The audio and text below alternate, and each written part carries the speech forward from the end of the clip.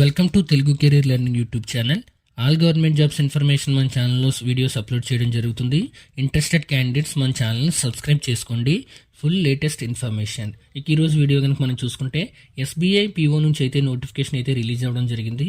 ఈ నోటిఫికేషన్ కనుక మనం చూసుకుంటే ఎస్బీఐ నుంచి ఆల్మోస్ట్ 600 జాబ్స్తో అయితే పీఓ నోటిఫికేషన్ అయితే రిలీజ్ చేయడం జరిగింది. ఈ నోటిఫికేషన్ కనుక మనం ఒకసారి క్లియర్గా చూస్తే కనుక రెగ్యులర్ వేకెన్సీస్ కింద మనం చూసుకుంటే ఎస్సీ కేటగిరీలో టోటల్ 87 జాబ్స్కి, అలాగే ఎస్టీ కేటగిరీ నుంచి మనం చూసుకుంటే కనుక 43 జాబ్స్కి, ఓబీసీ కేటగిరీ కనుక మనం చూసుకుంటే 158 జాబ్స్, అలాగే ఈడబ్ల్యూఎస్ కేటగిరీ కింద 58 జాబ్స్, అలాగే 240 యూఆర్ క్యాండిడేట్స్కి టోటల్ 586 జాబ్స్.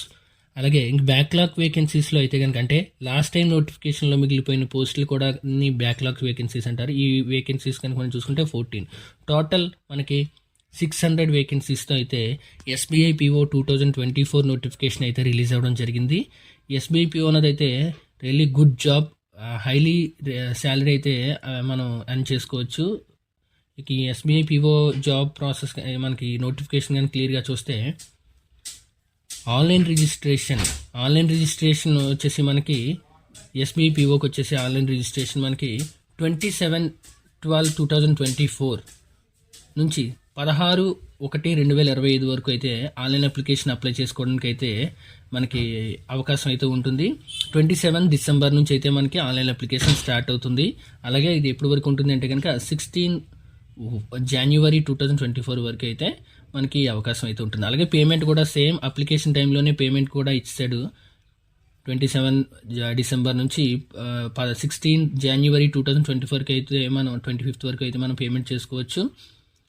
ఇక ఇంట్రెస్టెడ్ క్యాండిడేట్స్ ఎవరైతే ఎస్బీఐ పీఓకి అయితే అప్లై చేద్దాం అనుకుంటున్నారో వారైతే as soon as possible last date వరకు చూడకుండా, అంటే 16 జనవరి 2025 వరకు చూడకుండా మీ application along with the fees అయితే సబ్మిట్ చేసుకోండి.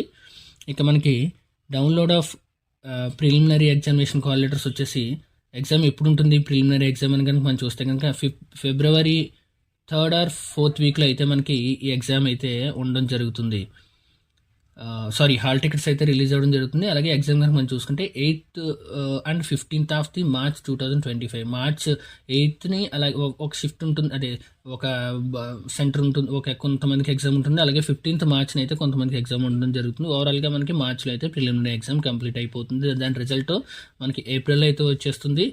అలాగే దీనికి మెయిన్స్ ఎగ్జామ్ వచ్చేసి ఏప్రిల్ ఆర్ మేలో అయితే ప్రాబబ్లీ ఉంటుంది.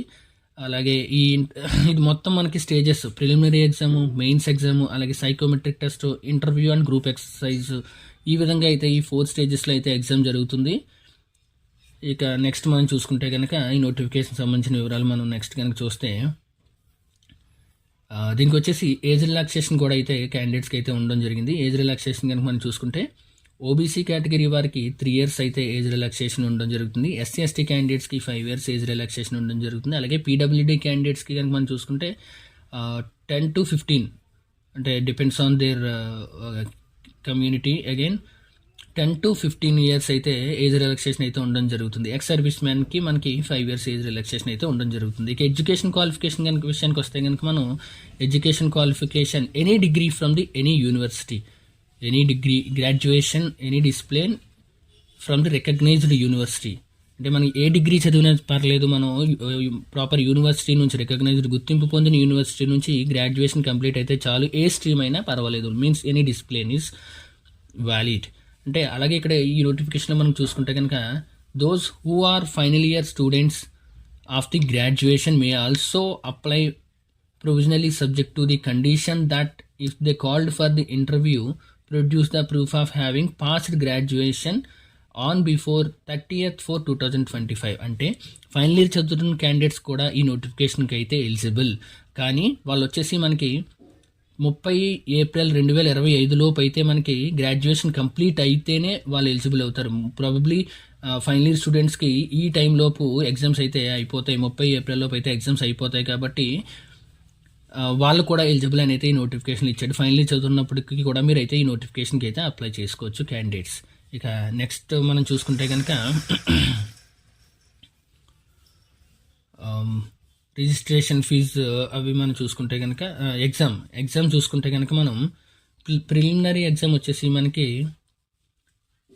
English 40 questions, aptitude 30 questions, reasoning ability 30 questions, టోటల్గా 100 క్వశ్చన్స్ ఇన్ 100 మార్క్స్. ఇది వచ్చేసి మనకి 1 అవర్లో అయితే ఈ ఎగ్జామ్ అయితే ఉంటుంది. 100 క్వశ్చన్స్ 100 మార్క్స్ ఇన్ 1 అవర్. 1 అవర్లో అయితే ఈ ఎగ్జామ్ అయితే కంప్లీట్ చేయాల్సి ఉంటుంది. ఇక కట్ ఆఫ్ కనుక చూసుకుంటే there is no sectional cut off అని అయితే ఇచ్చాడు. మనకి ప్రతి part name of the test English నుంచి మినిమం ఇన్ని మార్క్స్ రావాలి, యాప్టిట్యూడ్ నుంచి ఇన్ని మార్క్స్ రావాలి, రీజనింగ్ నుంచి ఇన్ని మార్క్స్ రావాలి అన్నటువంటి రూల్ అయితే ప్రిలిమినరీ ఎగ్జామ్లో లేదు. ఇక క్యాండిడేట్స్ కనుక మనం చూసుకుంటే ఎంతమంది షార్ట్ లిస్ట్ అవుతారు అని కనుక మనం చూసుకుంటే 10 times అప్రాక్స్, అంటే మనకి ఉన్న నోటిఫికేషన్లో 600 పోస్టులు ఉన్నాయి కదా, 600 పోస్టులు 10 times of the notified vacancies, అంటే 6000 మెంబర్స్ని అయితే మెయిన్స్కి అయితే పిలుస్తాడు మెయిన్స్ ఎగ్జామ్. ఇక మెయిన్స్ ఎగ్జామ్ కనుక మనం చూసుకుంటే రీజనింగ్ వచ్చేసి 40 క్వశ్చన్స్ ఉంటుంది, 60 మార్క్స్, అంటే ఈచ్ బిట్ వచ్చేసి 2 మార్క్స్కి అయితే ఉంటుంది. డేటా అనాలిసిస్ నుంచి 30 మార్క్స్ ఉంటుంది, జనరల్ అవేర్నెస్ నుంచి 60 మార్క్స్, జనరల్ ఇంగ్లీష్ నుంచి కనుక మనం చూసుకుంటే 40 మార్క్స్.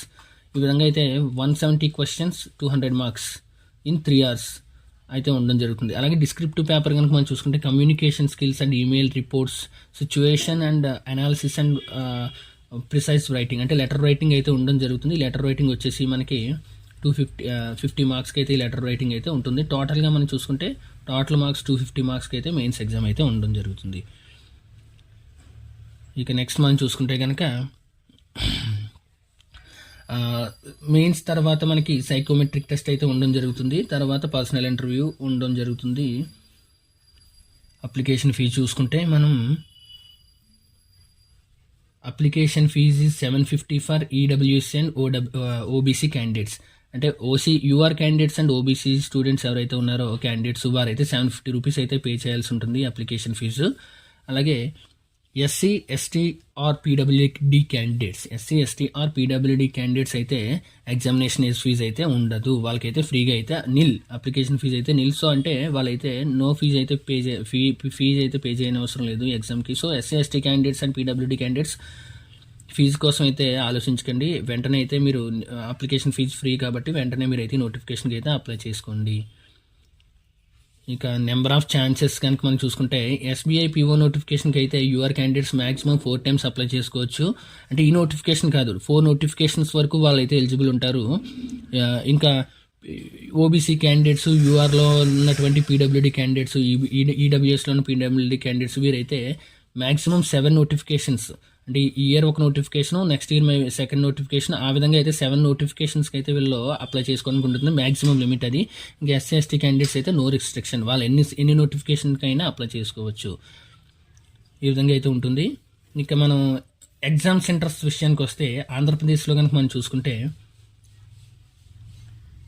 చిత్తూరు, ఏలూరు, గుంటూరు, విజయవాడ, కడప, కాకినాడ, నెల్లూరు, ఒంగోలు, రాజమండ్రి, శ్రీకాకుళం, తిరుపతి, విశాఖపట్నం, విజయనగరం. ఫర్ ప్రిలిమ్స్కి అయితే ఈ ఎగ్జామినేషన్ సెంటర్స్ అయితే అవైలబిలిటీగా ఉన్నాయి. మెయిన్స్కి చూసుకుంటే గుంటూరు లేదా విజయవాడ, కర్నూలు, విశాఖపట్నం ఇది అయితే మెయిన్స్లో అయితే ఉండడం జరుగుతుంది. ఎగ్జామ్ సెంటర్స్ అయితే ఈ విధంగా ఉన్నాయి. ఇంక తెలంగాణలో కనుక మనం చూసుకుంటే తెలంగాణలో ఎగ్జామ్ సెంటర్స్ మనం చూసుకుంటే ఫర్ ప్రిలిమ్స్ ఎగ్జామ్స్కి మనకి హైదరాబాదు, కరీంనగర్, ఖమ్మం, వరంగల్ ఈ సెంటర్స్లో అయితే వారు అయితే అవకాశం అయితే ఇచ్చారు. ఇక మెయిన్స్ కనుక చూసుకుంటే హైదరాబాద్ ఓన్లీ 1 సెంటర్లో అయితే మెయిన్స్ ఎగ్జామ్ తెలంగాణ నుంచి అయితే జరగడం జరుగుతుంది. This is regarding SBI PO notification.